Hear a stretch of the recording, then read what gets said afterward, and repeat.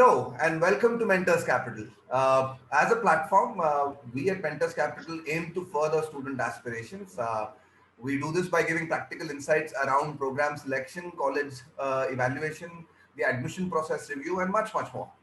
Uh, our format is designed around connecting with experts across the globe. We aim to understand their decision-making process and how they face challenges, tricky situations, and I'm sure an aspiring student who's watching this video has plenty to learn from that experience. In today's interview, I welcome Aditya Bhandari. For the interest of my viewers, I'd request Aditya to quickly introduce himself. Hey guys. Um, so, so my name is Aditya, as Anand sir mentioned. I think the most relevant aspect is that I've been an economics student for the entirety of my post high school life. So after graduation, after graduating from high school, I finished my undergraduate at the University of Delhi in Shaheed Bhagat Singh College. Post which I immediately went to the LSE for my masters. I was kind of firm on that. I always knew that I want to pursue higher studies in economics. So that was somewhat of an easier decision to make. I didn't really have a gap year between that. And then at LSE, I had a rather good year where academically I did well, and that year allowed me to kind of just make up my mind about what I want to do in the future. And then I decided I want to pursue a PhD. So I took a year off after my master's, and then I worked as a research assistant at the Reserve Bank of India, which was at the starting of last year, July last year, and all the way to the end of December last year. Took 6 months off this year, which didn't work out too well. Which is mainly to the fact that we're still doing this interview online and not in person. So COVID happened this year, hasn't been too conducive to having fun. But that was the plan. That didn't work out, but I still applied for PhDs. And now I'm a PhD student at the University of Chicago, where hopefully I'll be able to attend soon in person. But I've been taking online classes for about a month and a half now. So that's been a very brief snapshot of my journey. And yeah, I hope to talk more about it. For most for most people, that would be more than just brief. Yeah. My first question to you is actually something that builds on what you just told us. So you had your shortest stint that you mentioned was with the RBI as a researcher with RBI. Did you use that to remind yourself that you wanted to study more, or were there uh, other motivations at play? right. So I think RBI was a consequence of the decision that I had already made up my mind that I want to study more. Right. So effectively, I had two possibilities of job choices at the end of my master's, which is either go into economic consulting properly, or do some more work as a research assistant to prepare for a PhD. At the end of my master's, I somewhat made up my mind that I do want to do a PhD. I really love the subject, and I see myself doing well down in that field. So I applied to RBI to gain experience, and that worked out well, luckily. So effectively, RBI was just there to kind of teach me the things I need to know, and I need to know well. That will help me with my PhD. So that's what I used those 6 months for. But obviously, I think the one thing that it really helped with was it really strengthened my conviction that I want to do a PhD, because obviously you're kind of going into an area where, yes, you kind of feel like you want to do it, but you're also not fully sure, right? Because you can only know so much. So I think that was somewhat of a confirmation to me. I belong here, I can do well here, and most importantly, I want to continue here. So yeah, that's how I saw those 6 months. Okay. Interesting that you mentioned this conflict of whether I should or I shouldn't do this, and so I'm going to go right back to your academic career. Let's go back to school. That's when you decided to pursue economics. Talk us through Yeah. your thought process then, because I'm sure it was a lot different from the way you think now. What did you perceive economics as, and why did you decide? Why did you decide that it was the thing to do for you? Right. So honestly, I feel like kind of like starting through school and even after that, every decision I've made has been somewhat short-sighted, in the sense that I don't think I've ever had a very concrete long-term plan for the decision I took next. it has always been like, you know what, this kind of makes sense right now, and let me continue down this path and let's see where it goes. So in school, I think, funnily enough, it actually started with MUNs, because I think so in ninth grade when we were starting off with MUNs, I was put into an economic committee where we discussed economics that was well above my pay grade at the time. And look, I had a terrible time during the committee because I really had no idea what was happening. But what it did do was that it kickstarted a thinking process wherein I realized I enjoyed this stuff. I want to read more about this. And to be perfectly honest, I don't think it was what we studied in school academically, in economics at least, that really guided me. It was more of this extra reading that started with this MUN that kind of pushed me in this direction. Post that, obviously, as I became more interested in the subject, I started reading more about it. I started reading about the possibilities within the subject. And some of the teachers I had in 11th grade and 12th grade as well were really, really helpful in that aspect, because I think I got somewhat serious about, you know, what subject I want to study after school in 11th grade. And economics was at the forefront of my mind. So I spoke with my teachers that what does an undergraduate degree in economics look like? Because I feel like the school version of economics is very different to the kind of economics you see in college. And I was lucky because my teachers informed me really well about those differences. They said, don't go by what you're studying right now. Look, obviously, the ideas are similar, but how you approach those ideas, how you build on those ideas, how you ask questions are very different, right? So, and I started reading more about that. I actually looked up certain texts in the undergraduate level, obviously not very thoroughly, but kind of glanced through them to see what they were about. And I think at the time, I didn't really feel like I was going to do a PhD ever or even a master's ever. The only thought process I had at the time was, here's a subject I enjoy, here's a subject I'm good at. Let's see what happens after that. So that's how I kind of made that decision to just apply for economic school. And luckily that was luckily I feel like I was right in making that decision. So, so you mentioned this sort of inquisitiveness and this enjoyment you had in exploring the subject of economics.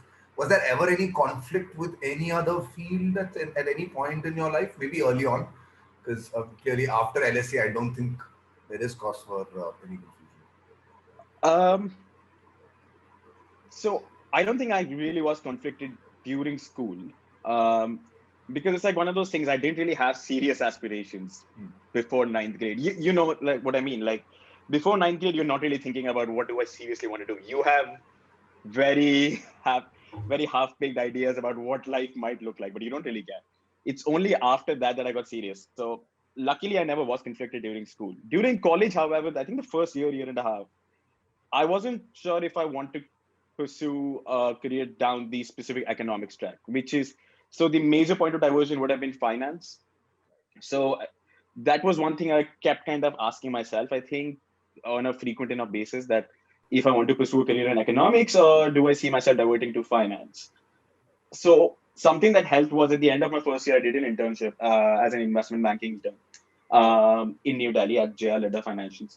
And I spent 2 months there where I I still look at those 2 months as, I think, really as real standouts in my decision making, because it's like it's an internship where I realize I don't want to do this. You know what I mean? And I feel that that might sound like counterproductive, like why spend time doing something you don't end up doing. But I was really confused about whether I want to do finance before that. After that internship, I was never confused. I realized like I was good at that, but I never liked it. I never saw myself, you know, going to work every day working on those things. So I was somewhat convinced that my optimal choice probably lies down the economics track. Now, obviously, that's still very wide, so it doesn't really narrow it down particularly, but it's a good start, I'd say. So I never really thought about finance seriously after that. That was the only conundrum I faced, at least, and that internship really helped. Okay, hey, very insightful thing. Something that I do remind all students that I come across is to try. No, there's no perfect answer. You should Right. try till you know. Right. So another question I had specific to economics was also so at undergrad. you studied a BA in economics, and then your master's was a master in science in economics from London School of Economics. Is there a difference in between studying economics as an art subject or as a science subject? Because from the face of it, it does sound as if there's just going to be a little more math. But is there something deeper that that maybe students can learn from you? I honestly feel like I think the short answer to that is no. No. I think it's mostly a terminology thing, wherein some schools classified as an arts and other schools classified as a science. Right. I think what differs across universities is just their approach towards teaching it. So some schools obviously are quantitatively more reliant as opposed to other schools. But I think though that isn't a consequence of them classifying it as either an arts or a science. So at the University of Delhi, where I did my BA honors in economics, it's there is obviously a quantitative focus which is much greater than what we're kind of taught in high school.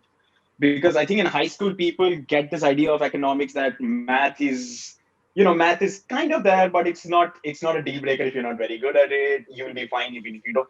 And I think you enter your first year classes, and I think you spend a month and you're like, nope, I was absolutely wrong. Math is kind of critical to everything that happens here. And so I would say this to almost to students who's in school right now, and if they're serious about taking economics, math is something you would be looking at every single day of your life if you do pursue a career in economics, regardless of what field you really dig deep into, because there'll be different kinds of math. There'll be different techniques you'd have to be very good at. So that's something that's definitely there. But as far as like the major question being, does that arts or science classification matter? I don't think so. I think like there's this funny question. I think like in CBSE, the way they teach economics is early on they say, oh, is economics an art or is economics a science? And the answer is, oh, it's both or it's neither or it's something else. Honestly, I think the more appropriate answer is it doesn't matter. It's just a different subject that's taught in a different way. It kind of really depends on what university you're taking it up at. And to be fair, like most universities have very well detailed answers about how they teach the subject. So depending on what you like, I think it will be worthwhile to go through those universities' websites to see what they want to specialize in or what they want to prioritize on. Absolutely.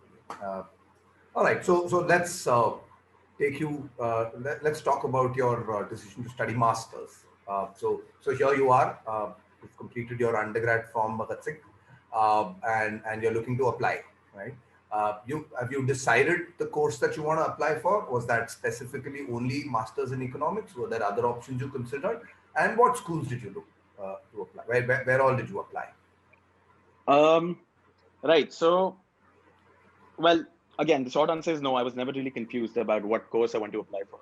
Because, like I said, especially, so I think my conviction to continue to study economics only got stronger with time.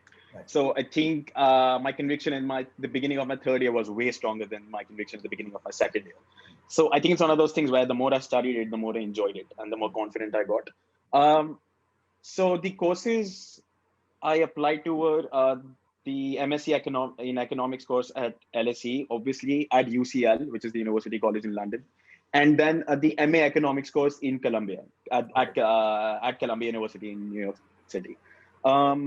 So I think LSE is one of those places that, to me, that was always my dream since like I was in ninth grade. At the time, that didn't really have a meaning because I didn't even know what courses they offer, what course I might want to take up. But like, as a student in the ninth grade wanting to study economics, I felt like, yeah, I would love to be able to go to the LSE one day. But when I actually started seriously thinking about it, I started doing some serious research, I think in my fourth semester, about fourth semester of my undergraduation, about where I want to apply, and more importantly, what I need to be doing in order to get a good chance of being in those universities. Right. Because obviously, if you want to apply to your university right after your undergraduation, the chances of your admission depend very heavily on what you did during those 3 years. Absolutely. Because that's all you're really showing them. So I think I understood my grade requirements, I understood my extracurricular requirements, I understood my research requirements through that period of research, and then I kind of acted accordingly. I realized that I needed to get at least a semi-decent grade during my undergraduation to stand a chance. So I realized I'm going to have to work harder than I had been at the time. So I spent the last 3 semesters working much harder, and my grades rose proportionally as well. But again, that's down to the decision where I realized that I need to look into what these universities specifically want. Another thing I wasn't really doing was focusing on my research, because while it's not mandatory, it does help if you have some kind of a Idea. research output or when you're applying. Again, I would stress on the fact that it's not mandatory. So in case you haven't done it, it's not a deal breaker. Right. So as a consequence of that, I applied to this internship program at the Center for Civil Society at the end of my second year, Okay. which was about wherein we worked on this, which was not economics research, it was policy research. Right. Which so we focused on major policy areas under the operations of the Delhi government, and me and two other people, we wrote a paper on healthcare in Delhi. And this paper was written within a time frame of about 6 weeks, right to the, how we conceptualize the idea to actually getting primary data through going to hospitals, mohalla clinics, running questionnaires, everything. So that was about 6 weeks, 6 ferocious weeks, really. That was a lot of work, because I think that's the first time any of us was doing serious research Right. and really understanding, going through kind of a peer review process.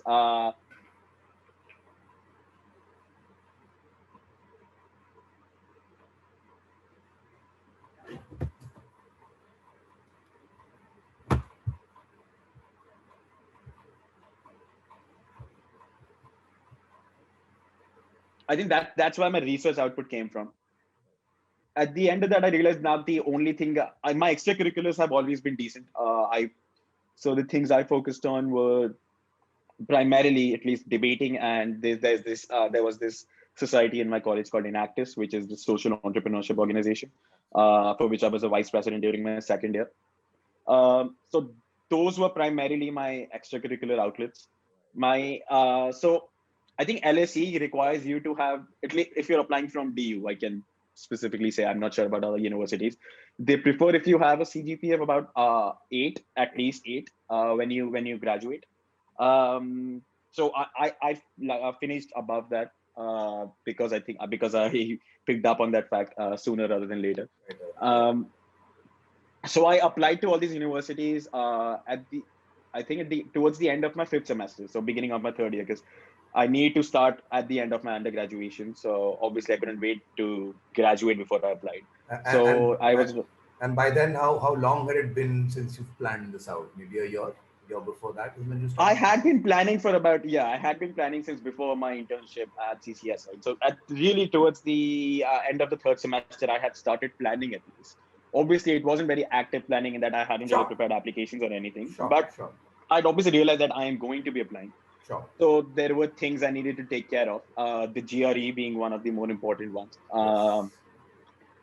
Again, my research output at the time was a huge matter of concern for me, which obviously got taken care of with the internship. So that was one less thing to worry about. And then the other important thing being my letters of recommendation. So it definitely helps if you know what direction you want to go in, because I think then you can communicate with the right set of professors. You know who, you talk to more people within the university, you tell them of your aspirations, and I think if you're lucky enough, your professors respond well to you. They tell you about things you need to know about all the better things that you can do to ensure your application gets stronger, and it also helps you get a better letter of recommendation at the end, right? So uh, those were critical things for me. GRE was, I think I got slightly late, because initially I wanted to have finished my GRE during the summer itself, so at the end of my fourth semester, but that couldn't happen as a result of my internship, which took a lot of time out for me. And I wanted to study well for my GRE, because I realized that the schools I was applying to, I would need a decent score. So I spent the first month of my third year studying intensively for my GRE. And when I say intensively, I mean intensively. It reached the point where I think like I had one of those vocabulary apps on my phone, which like if I was sat on the metro, I would just take out my phone and I would just swipe through words and just tell myself. It became a reflex almost. Like if I wasn't doing anything, I just take my phone, I do work and work out. So, but that's all I did. I spent that 1 month studying as hard as I could have. And then I took the GRE at the end of it. I couldn't have delayed it much more because I needed to apply in November. So I wanted to be done with it by October at the most.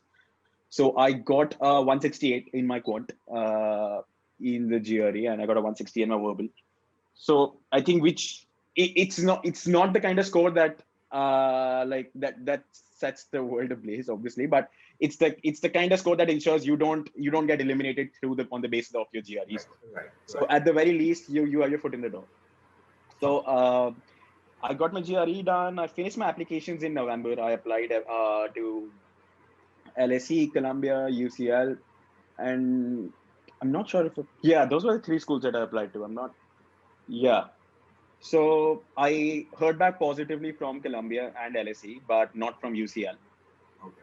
And after that, I heard back around the end of January, and those were conditional offers, obviously, on me, getting the required grade, and the other regular verification things. But the primary condition was get the required grade.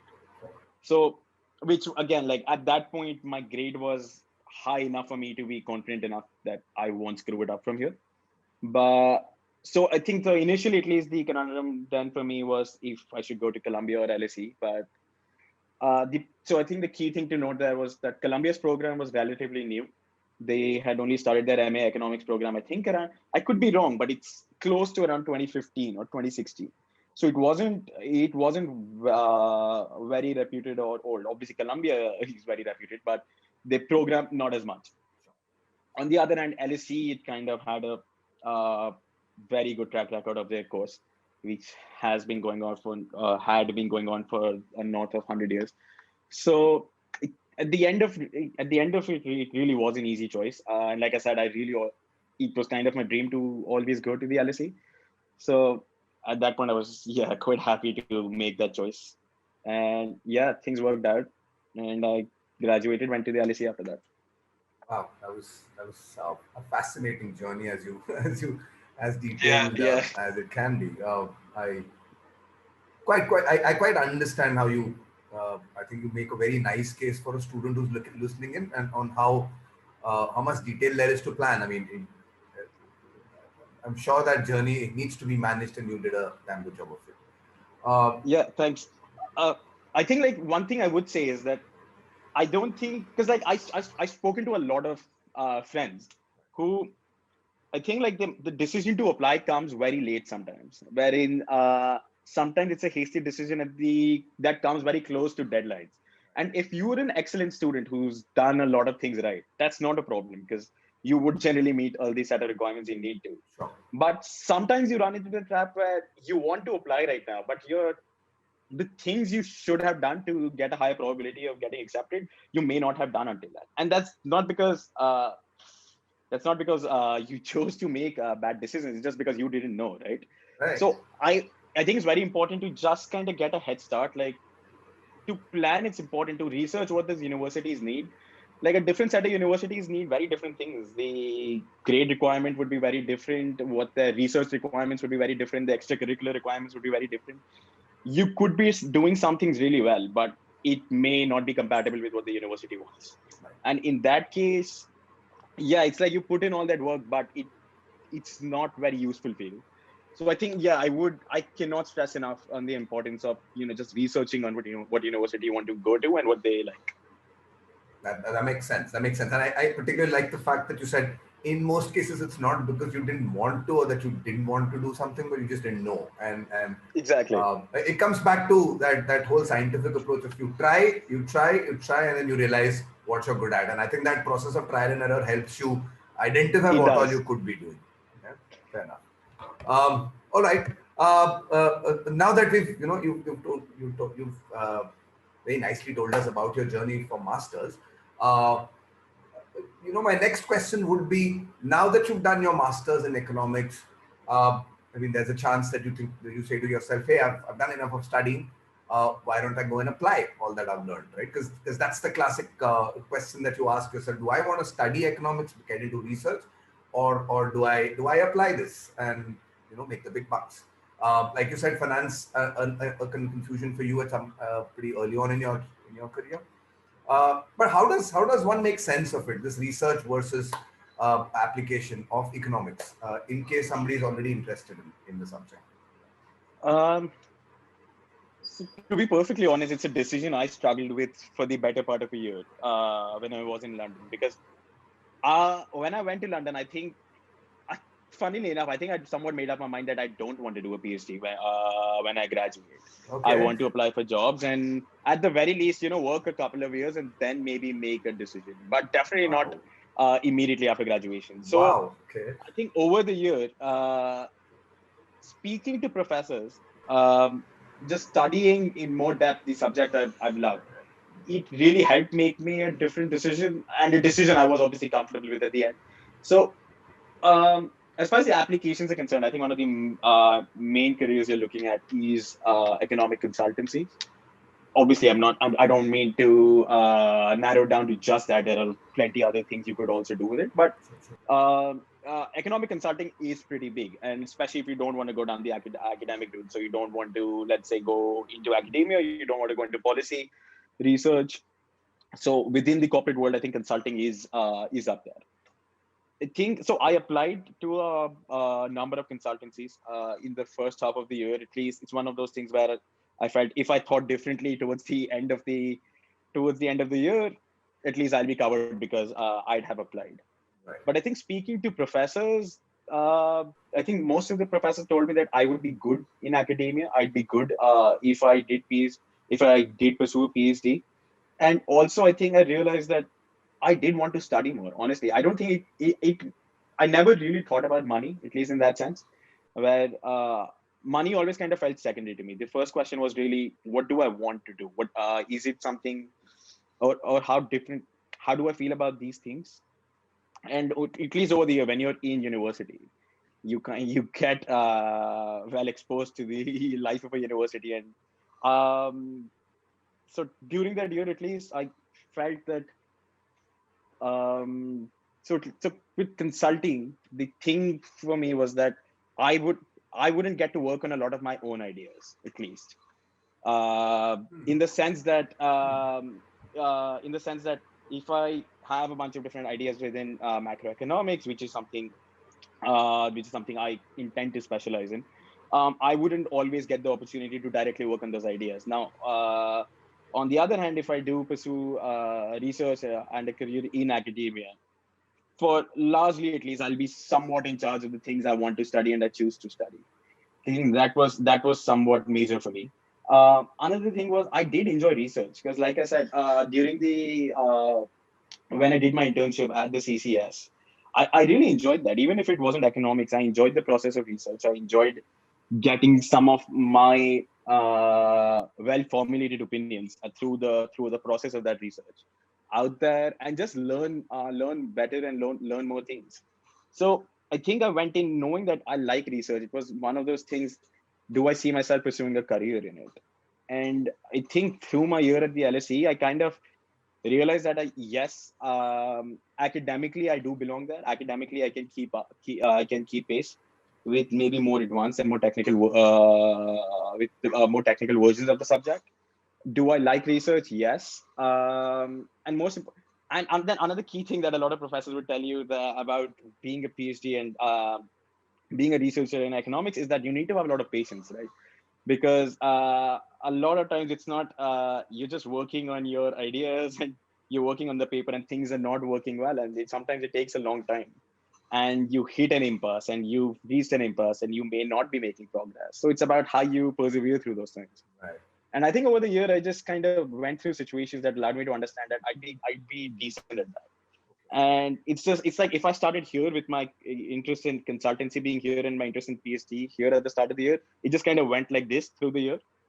And It's, then I just it's realized, yeah, I want to study more. And once I realized that I want to study more and I do want to do a PhD, I felt there's no point really waiting. In that, yes, I could gain better experience. Yes, I could potentially become a better researcher, but I thought, yeah, I could still do that through my PhD and also after that. And if I'm going to do it, I might as well do it sooner rather than later, which is especially important in academia, may not as be as important in policy, but completing your PhD relatively sooner does help if you want to get into academia. Okay. So yeah, I think those set of factors did help me make that decision. And most importantly, honestly, just talking to people, just talking to all my professors at the LSE. I think I was lucky enough to have really really good professors who knew what they were talking about, guided me in the right direction. And I think having people very critical of both sides as well, because I had a couple of professors who tell me that a lot of people glorify the idea of a PhD, which they shouldn't do. That they would tell me the darkness involved down that path, which was important to know, because you want to Absolutely. know what you're getting into. So I Correct. think if you make a decision solely based on the positives and not on the negatives, you're setting yourself up for a very difficult time, because when those difficulties do arise, you're going to be surprised. Absolutely. Yeah. So I think I did well in getting acquainted myself with, all right, these are the things that are going to suck, and these are the things that are not going to suck. And now, what sounds better? This probably does. And then, obviously, at the end of it, there is always kind of a leap of faith involved, where Right. Right. sometimes you can think about these things as much as you want, but sometimes you just need to make a decision. And I think I did that, and at least I am happy with it. I do really, really enjoy what I'm doing right now. Yeah, it shows, man. It shows in the way you talk about it. Um, Yeah. right. So you come with this unique experience for me because you've applied to two different programs in two different continents, and you understand what I mean. So how would you compare the admission process and what's important, critical to the admission process itself at a master's stage vis-a-vis the doctoral phase? So are there different things that the process looks at, and would you need to do something different to cope with that? Um, so I think with a PhD, right? I think your letters of recommendation are relatively more important in your Right. application, Right. and obviously your research statement, which, while it's not the most detailed thing in the world, it does hold some merit. Um, Outside that, at least the way it was for me, there weren't a lot of differences. It really comes down to just getting your all your documents in order, which for largely are very similar, right? I mean, you do need your GRE, you need your TOEFL scores, you Yeah. need your statements, need your transcripts. Everything's really the same. It's just you're competing with a different set of candidates now who are more evolved, and hopefully so are you at this point.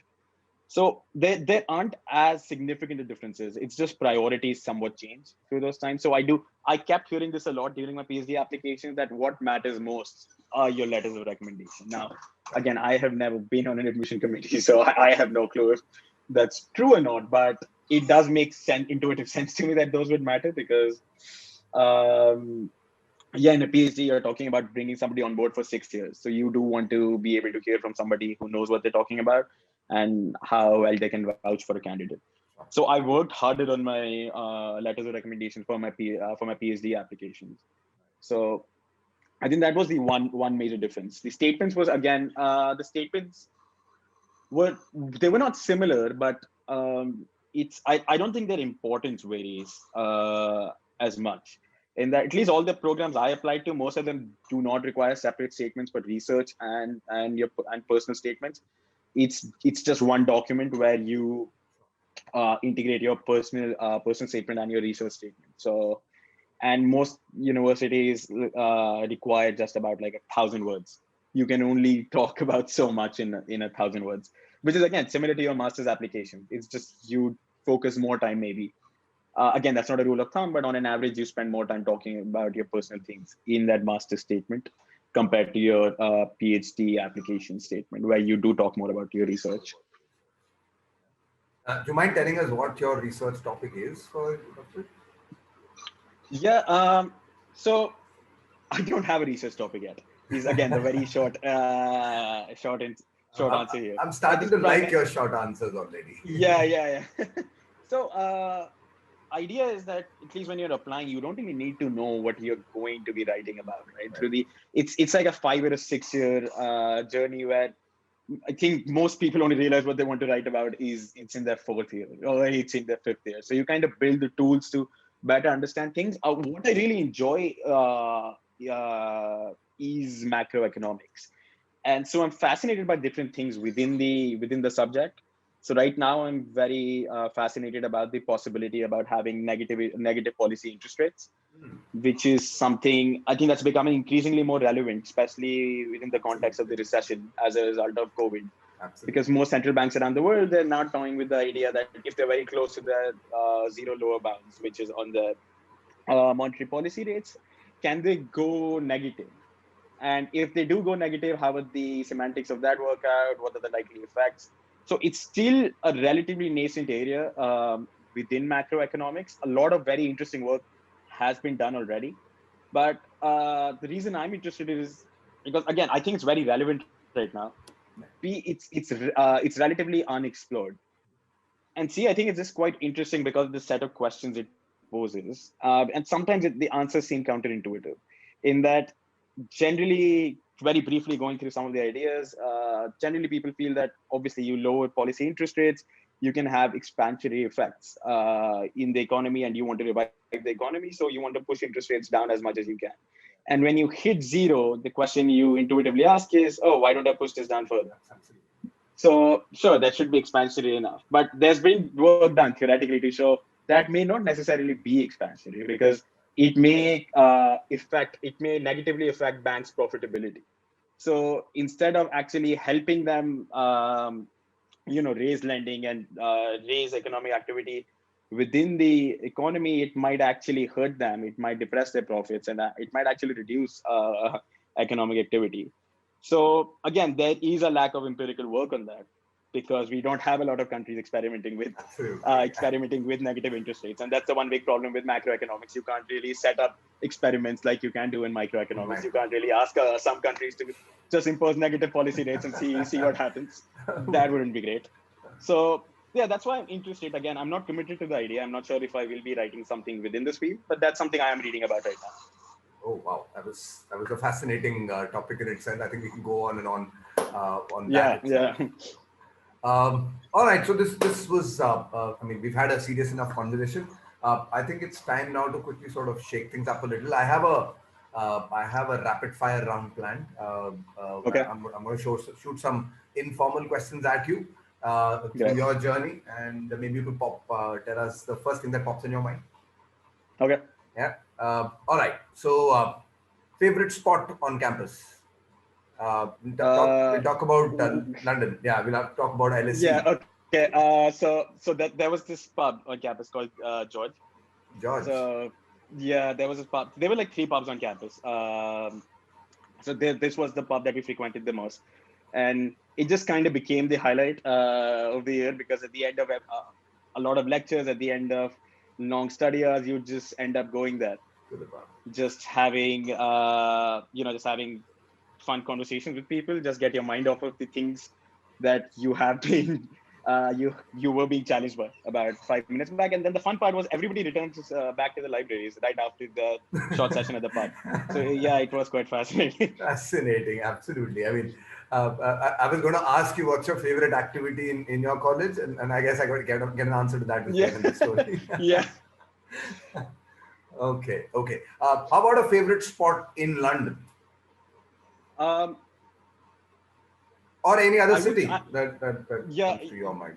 yeah. So London, I would say Trafalgar Square, primarily because I I don't think not as a result of the square being really cool itself, which I'm not taking anything away from. It's a cool place, but I think just because of the memories I did get to make over the year there, I think it's just one of those places we went to just to at the end of nights when a lot of pubs closed down. So we just go there because we're close to where we were living, and just talk about things. And you had enough groceries open for like 24 hours. People would pick Yeah. things up, just eat Yeah. stuff, Yeah. drink stuff. We just sit there, talk.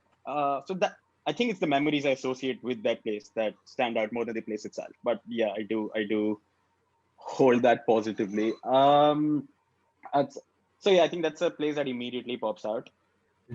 Did you manage to further? I remember because we've interacted much quite a bit through the years, and if I'm not wrong, you have played football for school and for college, Yeah. and I'm sure going to London was as much of a cathartic experience from a footballer's perspective. So Yeah. any specific memories around that from London? I feel like anybody who knows me would only laugh at that. If I played football, I played football, but like I was the kind of footballer who they just put into the team when they really had to make up numbers. But I like to believe I was good.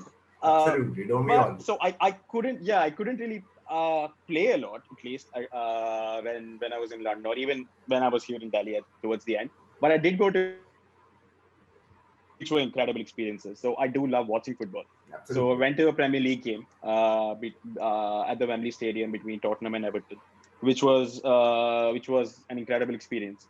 So and then another was like this FA Cup game at Selhurst Park, which was between Crystal Palace and Tottenham, if I'm not mistaken.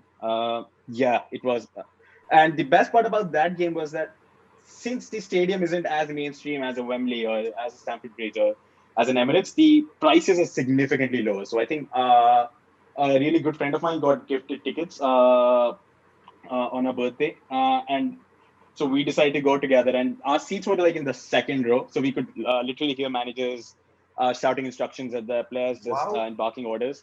And it was in the second row, and those were like £20 or £25, as Still. opposed to when I was and when I was like at the Wembley, I think those were north of £100 for maybe I think the pounds affected the floor because I'm pretty sure I was north of 100 floors Yes. when I was watching the game. So it's very different experiences. What you share is so similar to this classic question that a student asks: Should I, when I'm interning, should I go for a big brand with very little Yeah. to choose from in terms of, or should I go for the small startup where I actually get to Yeah.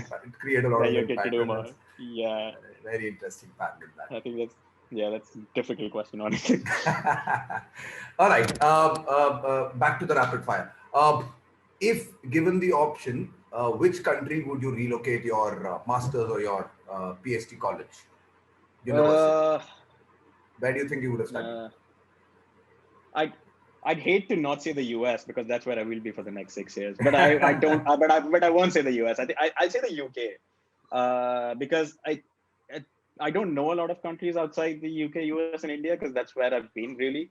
But between those, I did enjoy my experience in the UK a lot. I'm not a huge fan of the US. Home and So yeah, art. if I had to choose, I think I'd go the UK. I'm But sorry. I'm not. Yeah, yeah, go on. I'm sorry, I'm cutting you short here. So you say not really impressed by the UK. Does that make you an Indian at heart? Are you proud Indian in that? Maybe it's like wait, Indian at heart because I chose the UK or the and not the Matlab, US. no, I mean in the long haul. I mean, in terms of Oh, do you mean the long haul? considering a place to settle down, would you have India in the back of your mind, or is that going to be Sure. the UK? I mean, I think that kind of ties in directly with what I said initially, wherein I'm not very good at making very long-term decisions. So I don't know where I want to settle. Like, let's say, That's that's too distant an idea, but like, it's one of those things. I don't mind settling in India. you. To me, the most important thing would always be the people. Okay. And like, as good as the year in London was, the banter here, the people here are unmatched. So I would love to be able to be here just with the people here. That'll be incredible. But yeah, who knows? Wonderful, wonderful. Most bizarre holiday experience.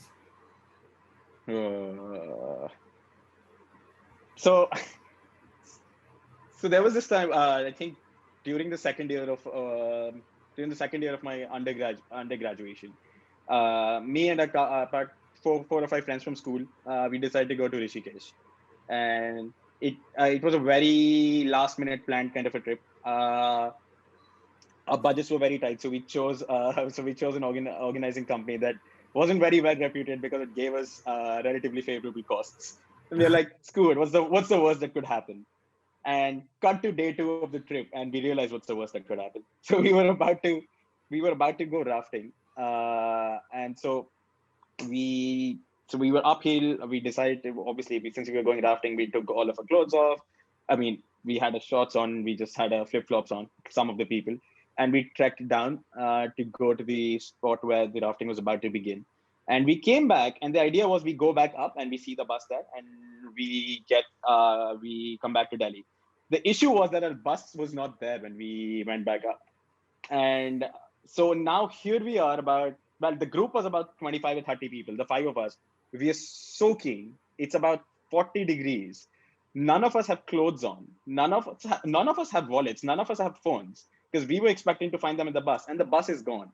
And we talked to a bunch of people around there like, "Acha bhaiya, bus to shayad main bus station gayi hogi because whatever reason, maybe the cops asked them to go there because they couldn't stay there.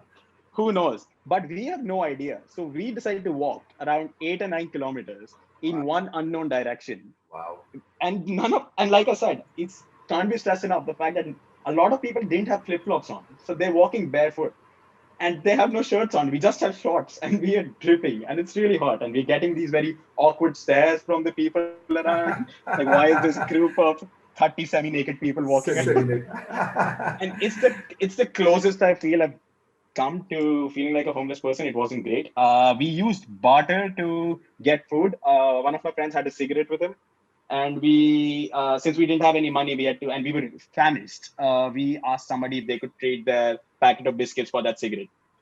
Uh, and luckily, God bless that guy, he did. Wow, So we you got some did. biscuits. Yeah, and then it was wild. I think it took us about 2 hours to finally reach that bus station, and we were, for all intents and purposes, we were dead by that point.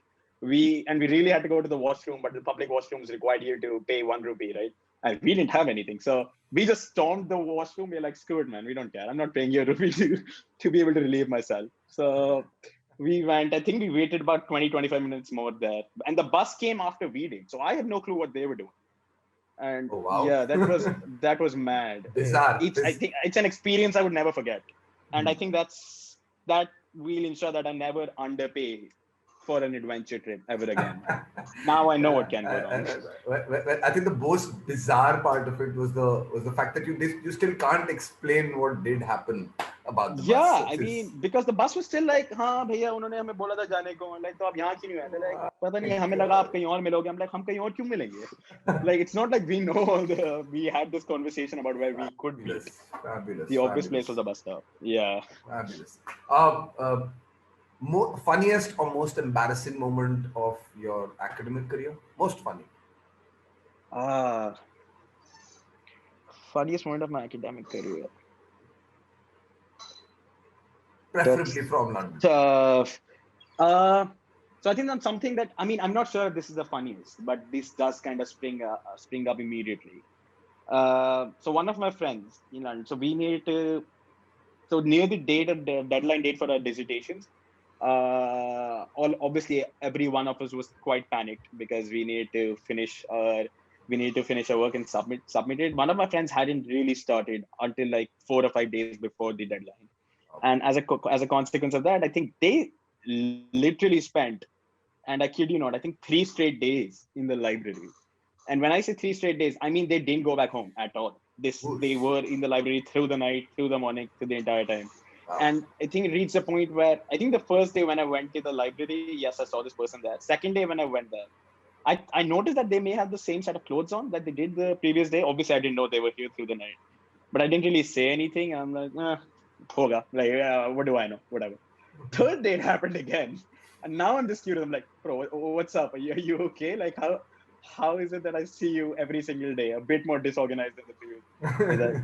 And I swear at that point, he's not talking like in like properly constructed sentences anymore. He's just like, yeah, I've been working through things. That was bizarre and like funny. And it just kind of tells you like the extent to which graduate students would go to procrastinate and not do work on time. Really. I mean, he could have chosen to just do that thing sooner, but yeah. And yeah, like I said, I'm not sure that's the funniest, but that's something that immediately pops up. That was really funny in the moment.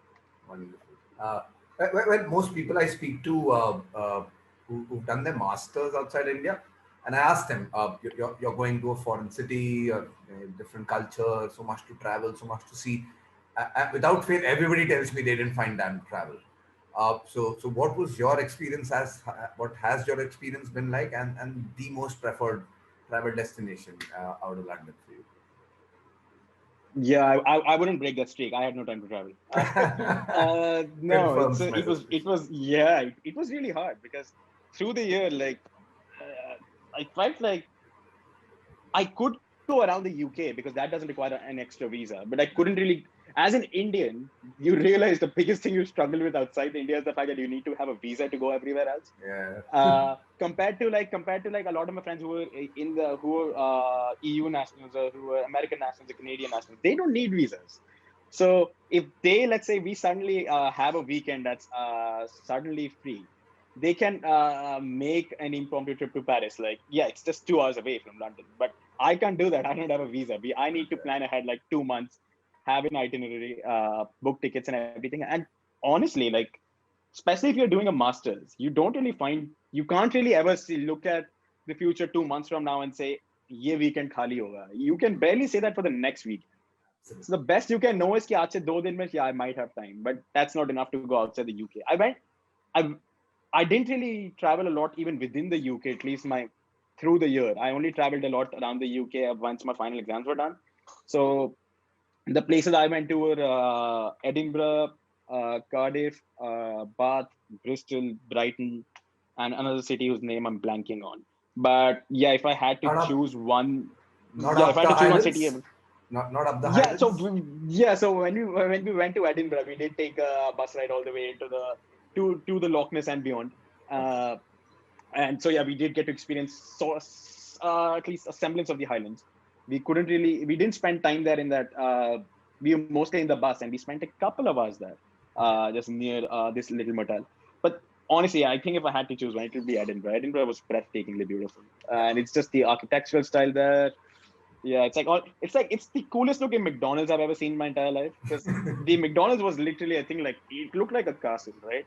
And the McDonald's I'm used to are just like not castles. I think that says everything you need to know about the city. It's really cool. You get to visit a castle and eat there. And have burgers there. Yeah, I mean, that's the dream right there. Like if I tell you that, that's awesome. Wonderful. That's all the rage, man. Amazing. Uh, okay, I guess that wraps up. I mean, what I'd like to think of as the fun segment of our interview. But I honestly think this was a great conversation to have, Aditya, because I think there's enough that I've understood from you about the way that somebody should approach, academic career, and also this. How do I put this? This sense of inquisitiveness that keeps you going through this entire journey, helps you figure out and do course correction every now and then. And I think that's probably something that I'd really ask every aspirant to look at from your experience. Right.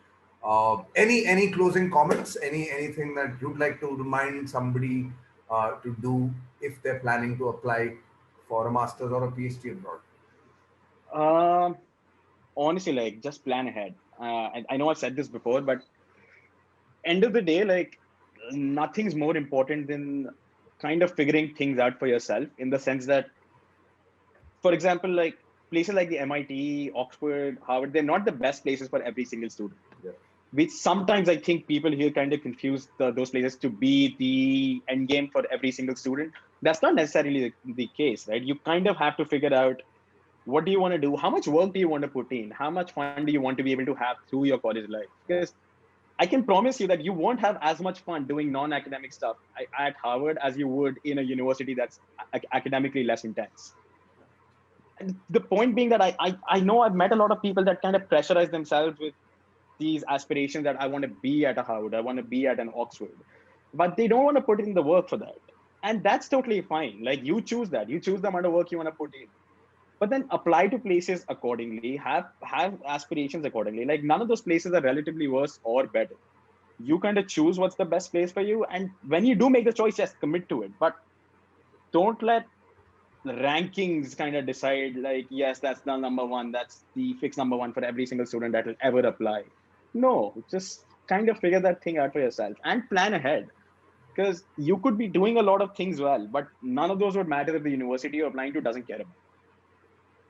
Alternatively, you could work very little, do the right things. When you apply, the university will accept you. That's the best case. And that will only really happen with a high probability if you plan ahead. So plan ahead. Don't fall into the trap of thinking the best universities are always the best for you. Kind of figure that out for yourself. Determine how much fun you want to have, what you want to do after it, and you'll be fine. And speak to people. I guess that's where And speak to people. Definitely. Absolutely. You never know everything. And I mean, yeah, I can't overstate that enough as well. Like, yeah, you never know everything. And it's fine to not know anything. It's fine to go by that trial and error process. Absolutely. I mean, I'm pretty sure, like, even I still to this day, I have no clue if I want to stay in academia, I want to go into policy, maybe just get back to corporate stuff, maybe at the end of these 6 years. But that's the point, right? Like, we're still just trying to figure things out as we go, and hopefully we'll reach the right destination at the end of it. Beautiful words to close this interview out. Aditya. I wish you all the best with your PhD, with your Thank you so much. career up ahead. Hope to stay in touch, and hope that you have more wisdom to impart to our students. Thank you so much, sir. Right. Thanks, man. Have a great day. Bye bye. You too. Bye bye.